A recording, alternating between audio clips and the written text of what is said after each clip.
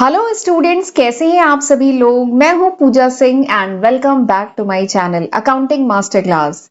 And इस समय हम पढ़ रहे हैं सब्जेक्ट कंपनी लॉ का। एंड इस सब्जेक्ट पे आज मेरा दूसरा लेक्चर वीडियो है। एक लेक्चर वीडियो मैं ऑलरेडी इस सब्जेक्ट पे अपलोड कर चुकी हूँ। तो चलिए एक बार शॉर्ट में आपको बता देती हूँ कि जो पिछला लेक्चर था उसमें हमने कौन से टॉपिक डिस्कस किए एंड आज के लेक्चर में हम क्या पढ़ेंगे।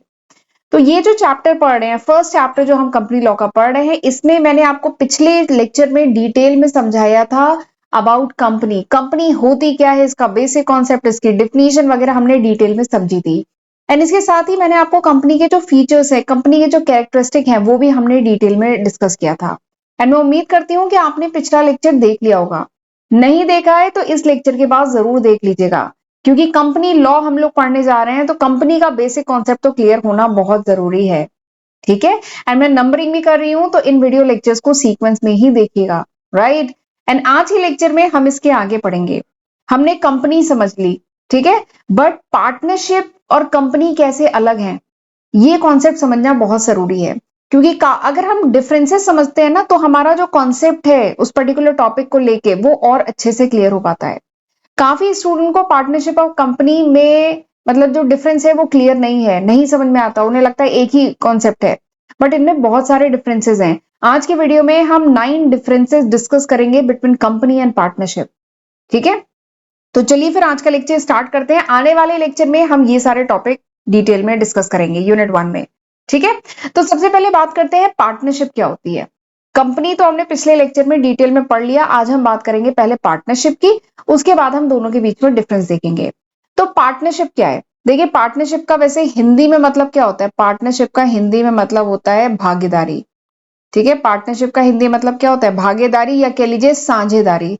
जहां पे अकेले नहीं, साझे में, यानी दो या दो से ज्यादा लोग मिलके कोई काम कर रहे हैं ना, दैट इज कॉल्ड पार्टनरशिप। ये पार्टनरशिप है ना।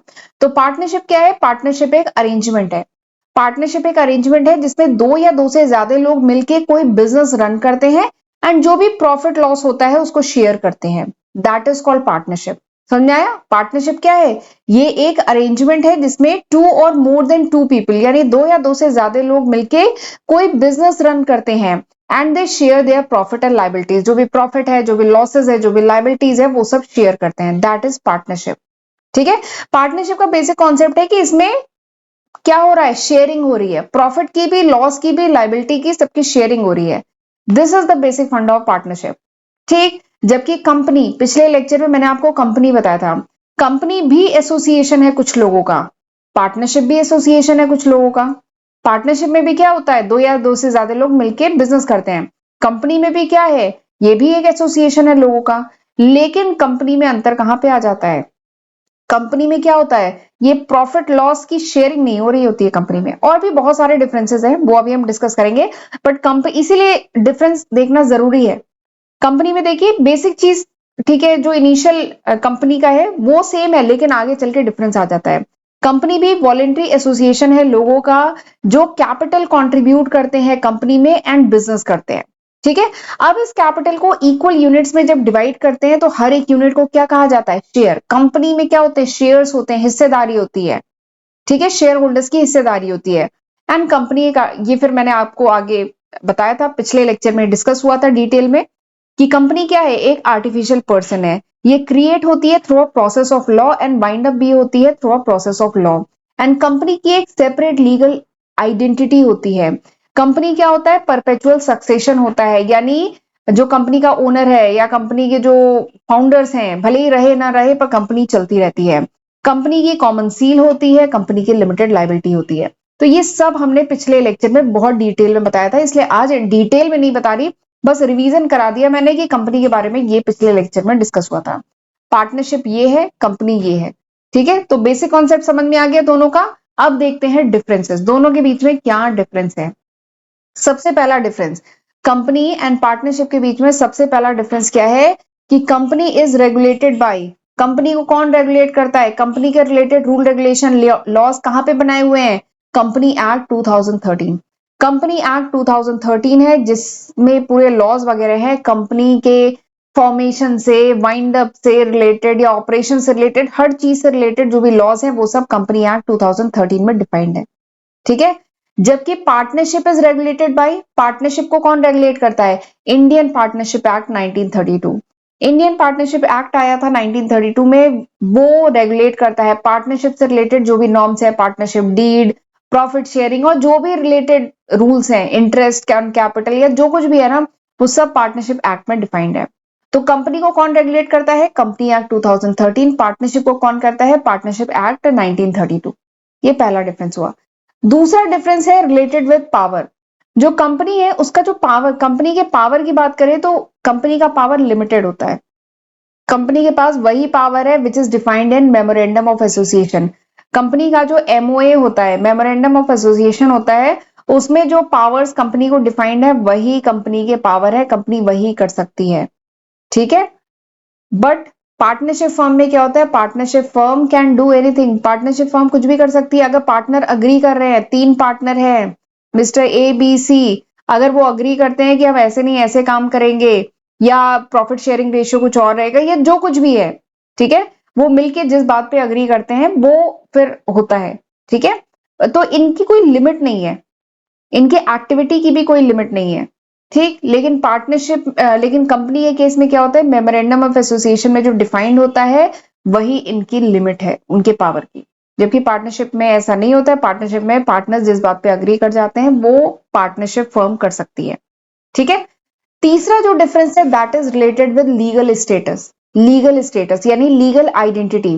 तो मैं बता चुकी हूं पिछले लेक्चर में भी कि कंपनी की अपनी सेपरेट लीगल आइडेंटिटी है, कंपनी की अपनी सेपरेट लीगल पहचान है फ्रॉम इट्स मेंबर। कंपनी का ओनर अलग है, कंपनी अलग है, कंपनी की अलग पहचान है। ठीक है। जो ये है कंपनी, ठीक है, ये है इसके ओनर या शेयर होल्डर्स। ठीक है। तो ऐसा नहीं है कि जो शेयर होल्डर की प्रॉपर्टी है वो कंपनी की प्रॉपर्टी है, या जो कंपनी की प्रॉपर्टी है वो शेयर होल्डर की प्रॉपर्टी है, ऐसा नहीं है। कानून की नजर में लीगल स्टेटस की बात करें तो कंपनी अलग है, पार्टनर्स अलग हैं, सॉरी कंपनी अलग है, इसके ओनर अलग है, ठीक है, मेंबर अलग है। जबकि पार्टनरशिप फर्म में क्या होता है? पार्टनरशिप फर्म में ऐसा नहीं है। मतलब पार्टनरशिप फर्म में क्या होता है? Not a person in a I of law, यानी पार्टनरशिप फर्म जो है लॉ की नजर में कोई पर्सन नहीं है। जबकि कंपनी क्या है? Company is an artificial person.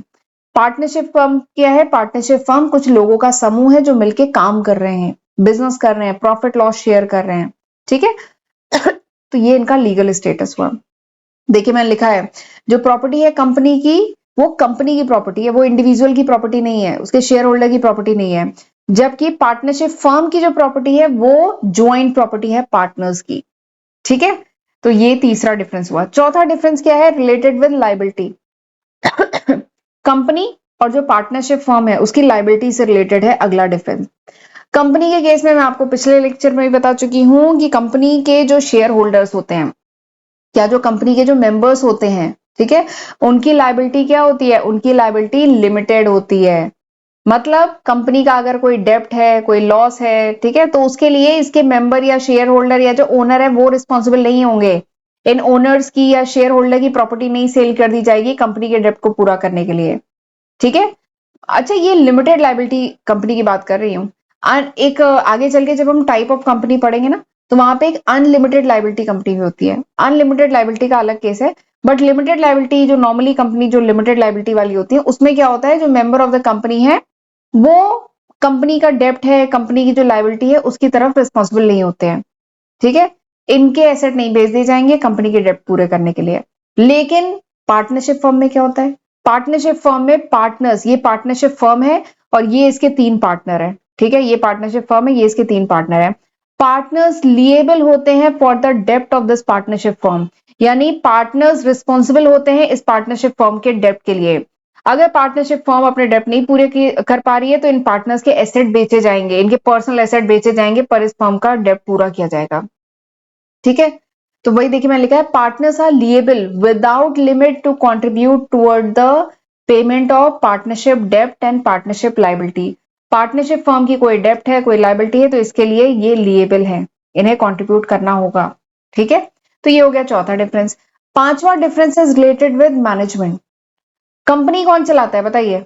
Company के जो अफेयर्स है, कंपनी का जो ऑपरेशन है, ये कौन मैनेज करता है? कंपनी के डायरेक्टर, कंपनी के एमडी, कंपनी के सीईओ, कंपनी के मैनेजर्स, यही चलाते हैं ना, मिलके चलाते हैं कंपनी को। अगर मेरे पास किसी एक्स कंपनी का शेयर है, मेरे पास 1,000 2,000 किसी एक्स कंपनी के शेयर है, ठीक है, तो मैं कंपनी की शेयर होल्डर हो गई। तो क्या मेरे पास ये राइट होगा कि मैं कंपनी के मैनेजमेंट में हस्तक्षेप कर सकती हूँ या उनके जो डिसीजन है उसमें पार्टिसिपेट कर सकती हूँ? नहीं, मुझे वोटिंग राइट है, आई कैन वोट, बट क्योंकि मैं एक बहुत छोटी शेयर होल्डर हूं, मेरे पास मेजर नहीं, मेरे पास 1,000 2,000 3,000 या 5,000 ही तो शेयर है किसी कंपनी के, ठीक है, तो मैं इसकी मतलब कह लीजिए बहुत छोटी सी शेयर होल्डर हूं, तो कंपनी के अफेयर्स, कंपनी के जो ऑपरेशन है उनमें मेरा इंटरफेरेंस नहीं होगा। ठीक, ये होता है कंपनी के केस में। कंपनी कौन चलाता है? डायरेक्टर, एमडी, सीईओ, मैनेजर, ये चलाते हैं, शेयर होल्डर नहीं चलाता कंपनी। जबकि जो छोटे शेयर होल्डर होते हैं वो नहीं चलाते कंपनी, ठीक है, उनको वोटिंग राइट होता है केवल। जबकि जो पार्टनरशिप फर्म है उसमें क्या होता है? पार्टनरशिप फर्म है, जितने पार्टनर होते हैं वो सब कंपनी के मैनेजमेंट में पार्टिसिपेट करते हैं। ये पार्टनरशिप फर्म है, इसके 3 पार्टनर हैं, मिस्टर ए, बी, सी, तीनों ने पैसा दिया है, तीनों पार्टनर है पार्टनरशिप फर्म के। तो जो भी डिसीजन होंगे, जो भी मैनेजमेंट, जो भी काम होंगे, इसमें इन पार्टनर्स का क्या होगा?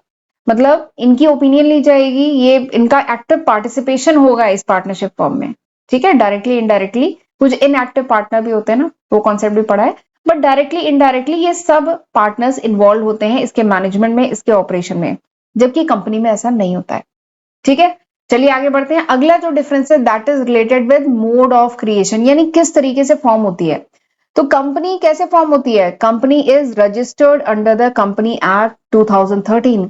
कंपनी कब एग्जिस्टेंस में आती है, कब कैसे कंपनी फॉर्म होती है? जब कंपनी रजिस्ट्रेशन, जब कंपनी का होता है, कंपनी एक्ट 2013 के तहत जब कंपनी का रजिस्ट्रेशन होता है तभी कंपनी एग्जिस्ट करती है, तब कंपनी फॉर्म होती है।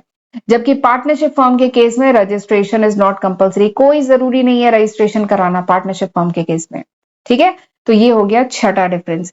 सातवां डिफरेंस क्या है? Insolvency of firm and winding up of the company. मतलब देखिए, हमने जब पार्टनरशिप मैंने पढ़ाया था, पार्टनरशिप आपका क्लास 12th में है, अकाउंट्स में है, जब मैंने पार्टनरशिप पढ़ाया था तो मैंने पढ़ाया था ना इंसॉल्वेंसी ऑफ पार्टनरशिप फर्म। अगर कोई पार्टनरशिप फर्म है वो इंसॉल्वेंट हो रही है, तो इसका मतलब क्या है कि इसके जितने भी पार्टनर्स है ना वो इंसॉल्वेंट हो गए हैं। 2 पार्टनर थे, ए और बी, ये मिलके पार्टनरशिप फर्म चलाए थे, अब इनके पास पैसे ही नहीं बचे हैं, कंपनी के डेप्ट नहीं पे कर पा रहे हैं, तो ये पार्टनर्स जब इंसॉल्वेंट होते हैं तब पार्टनरशिप फर्म जो है इंसॉल्वेंसी में जाती है। इंसॉल्वेंसी ऑफ पार्टनरशिप फर्म का मतलब क्या है? Insolvency of all the partner.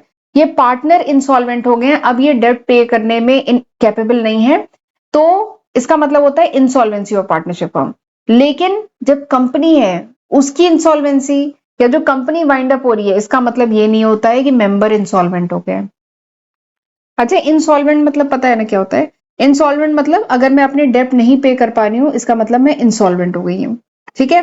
तो ये कंपनी है, कोई कंपनी अगर वाइंड अप हो रही है, खत्म हो रही है, लिक्विडेट हो रही है, इंसॉल्वेंसी में जा रही है, तो इसका मतलब ये नहीं है कि इसका ओनर या जो इसके मेंबर शेयर होल्डर है ये इंसॉल्वेंट हुए हैं, ये इंसॉल्वेंट नहीं हुए, कंपनी इंसॉल्वेंट हुई है, ये अलग कॉन्सेप्ट है। जबकि पार्टनरशिप फर्म के केस में क्या होता है? पार्टनरशिप फर्म के केस में अगर पार्टनरशिप फर्म इंसॉल्वेंट हो रही है, इसका मतलब क्या है? इसके पार्टनर जो है ना वो इंसॉल्वेंट हो गए हैं, मतलब वो अब डेब्ट पे करने में इनकेपेबल नहीं है, ठीक है। तो ये हो गया 7 डिफरेंस। आठवां डिफरेंस, जो आठवां डिफरेंस है कंपनी और पार्टनरशिप के बीच में, वो है related with number of member. ये इंपॉर्टेंट स्लाइड है, नंबर ऑफ मेंबर। तो चलिए मिनिमम नंबर बताऊंगी और मैक्सिमम नंबर बताऊंगी। तो पार्टनरशिप फर्म में जो मिनिमम नंबर ऑफ मेंबर होते हैं, हो सकते हैं, वो कितने हो सकते हैं? 2 हो सकते हैं ना, 2 या 2 से ज्यादा पार्टनर मिलके होते हैं ना, तो minimum number of partner in partnership firm कितने हो सकते हैं? 2, ठीक। ये हो गया पार्टनरशिप फर्म के केस में। कंपनी के केस में जो मिनिमम नंबर ऑफ मेंबर होते हैं इन प्राइवेट कंपनी में जो मिनिमम नंबर ऑफ मेंबर हो सकते हैं वो कितने हो सकते हैं? 2। जबकि पब्लिक कंपनी में जो मिनिमम नंबर ऑफ मेंबर हो सकते हैं वो कितने हो सकते हैं? 7। ये बात समझ में आई? कंपनी 2 टाइप की ना, private company, public company. Private company में मिनिमम नंबर 2, पब्लिक कंपनी में 7 मिनिमम नंबर, ठीक है। और पार्टनरशिप फर्म में मिनिमम नंबर 2। यहां तक समझ में आ गया? अब चलिए मैक्सिमम नंबर ऑफ मेंबर बताती हूँ। तो मैक्सिमम नंबर ऑफ पार्टनर कितने हो सकते हैं पार्टनरशिप फर्म में? तो ये डिपेंड करता है कि पार्टनरशिप फर्म कौन सा बिजनेस कैरी ऑन कर रही है। अगर पार्टनरशिप फर्म कोई बैंकिंग बिजनेस कर रही है तो मैक्सिमम नंबर ऑफ मेंबर कितने हो सकते हैं? 10 हो सकते हैं केवल। लेकिन अगर पार्टनरशिप फर्म कोई भी दूसरा बिजनेस कैरी ऑन कर रही है तो मैक्सिमम नंबर ऑफ पार्टनर कितने हो सकते हैं? 20। ये बात ध्यान रखिएगा। बैंकिंग बिजनेस है तो 10, कोई भी दूसरा बिजनेस है तो 20। ठीक। और अगर प्राइवेट कंपनी है तो मैक्सिमम नंबर ऑफ मेंबर कितने हो सकते हैं? कोई भी प्राइवेट कंपनी में मैक्सिमम नंबर ऑफ मेंबर हो सकते हैं 50। और अगर पब्लिक कंपनी है तो पब्लिक कंपनी में तो अनलिमिटेड होता है ना, कोई लिमिट ही नहीं है। पब्लिक कंपनी में जिसके पास भी शेयर है वो मेंबर है इसका, तो यहाँ पे कोई लिमिट ही नहीं है। पब्लिक कंपनी में मैक्सिमम नंबर ऑफ मेंबर की कोई लिमिट नहीं है। प्राइवेट कंपनी में लिमिट है कितनी? 50 की। ठीक। तो ये कॉन्सेप्ट समझ में आया, minimum number of member and maximum number of member. ठीक है, तो ये कॉन्सेप्ट हो गया, ये 8वां डिफरेंस हो गया। अब आखिरी एक और डिफरेंस देखते हैं, कंपनी एंड पार्टनरशिप के बीच में एक और डिफरेंस मेंटेनेंस ऑफ बुक्स से रिलेटेड है। कंपनी के लिए हम जानते हैं, कंपनी जो फॉर्म होती है वो फॉर्म होती है under company law. Company law के तहत कंपनी फॉर्म होती है। कंपनी एक्ट 2013 में जो भी नॉर्म्स वगैरह है वो कंपनी को फॉलो करने हैं। अकाउंटिंग स्टैंडर्ड मैंने पढ़ाया है आपको, अकाउंटिंग स्टैंडर्ड में जो भी रूल रेगुलेशन जो भी नॉर्म्स है वो कंपनी को फॉलो करने होते हैं। तो कंपनी जो भी अपनी बुक ऑफ अकाउंट मेंटेन करती है ना, वो मेंटेन करती है अकॉर्डिंग टू द लॉ। जो भी लॉ के अकॉर्डिंग है, जो भी कंपनी एक्ट के अकॉर्डिंग है, वो कंपनी उसके अकॉर्डिंग अपनी बुक ऑफ अकाउंट मेंटेन करना होता है। अकाउंटिंग स्टैंडर्ड में जैसी प्रैक्टिसेस बताई गई हैं वो सब कंपनी को फॉलो करनी होती है। और कंपनी को अपने जो भी बुक ऑफ अकाउंट है इनका एनुअली ऑडिट कराना होता है बाय अ क्वालिफाइड ऑडिटर। ये कंपलसरी है कंपनी के लिए। ठीक है, लेकिन बता दूं पार्टनरशिप फर्म के केस में क्या है, there is no such statutory provision for audit. लेकिन पार्टनरशिप फर्म के केस में ऐसा कोई प्रोविजन नहीं है कि ऑडिट कराना ही है या कोई लॉ है। ठीक है, पार्टनरशिप एक्ट फॉलो करना होता है, बट ये बुक ऑफ अकाउंट मेंटेन करने से रिलेटेड ऐसा कोई लॉ नहीं है। ठीक है, तो ये था difference, 9 differences between company and partnership. I hope आपको समझ में आ गया होगा। अच्छा, एक बात और है, ये एक बार देख लीजिए, ये वो लिस्ट ऑफ सब्जेक्ट है जो मैं आज की तारीख मतलब अक्टूबर 2024 तक अपने चैनल पे अपलोड कर चुकी हूँ। एंड ये बताना काफी जरूरी है क्योंकि काफी स्टूडेंट मेरे सब चैनल पे नए हैं जिन्हें नहीं पता है मैं कौन कौन से सब्जेक्ट कवर करा चुकी हूँ। तो एक बार देख लीजिए, ये 24 सब्जेक्ट है जो मैं आज की तारीख तक अपलोड करा चुकी हूँ। और एक बात, अपलोड नहीं कवर करा चुकी हूँ। और एक बात और है कि अगर आप ये वीडियो 2025 में देख रहे हैं, 2026 में देख रहे हैं या 27 में देख रहे हैं, तो इसमें मैं काफी न्यू सब्जेक्ट कवर कर चुकी होंगी। ये अभी तक है अक्टूबर 2024 तक, तो जरूर इसका फायदा उठाइएगा, इसकी हेल्प से पढ़िएगा। मेरे दोनों चैनल को जरूर सब्सक्राइब कर लीजिएगा। मेरा first channel accounting master class के नाम से है, सेकंड चैनल पूजा सिंह के नाम से है। एंड वीडियो पसंद आए तो लाइक करिएगा, कमेंट करिएगा, शेयर करिएगा। एंड नोट्स चाहिए तो आप मेरी एप्लीकेशन डाउनलोड कर सकते हैं।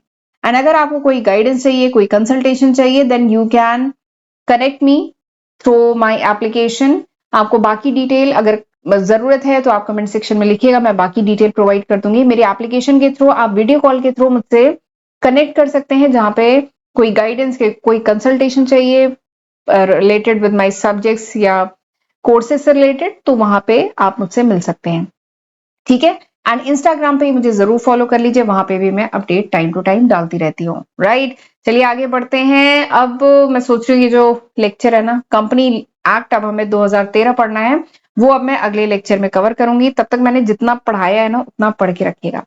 ठीक है, ये था लेक्चर नंबर 2। अब लेक्चर नंबर 3 में हम कंपनी एक्ट 2013 के बारे में डिटेल में पढ़ेंगे।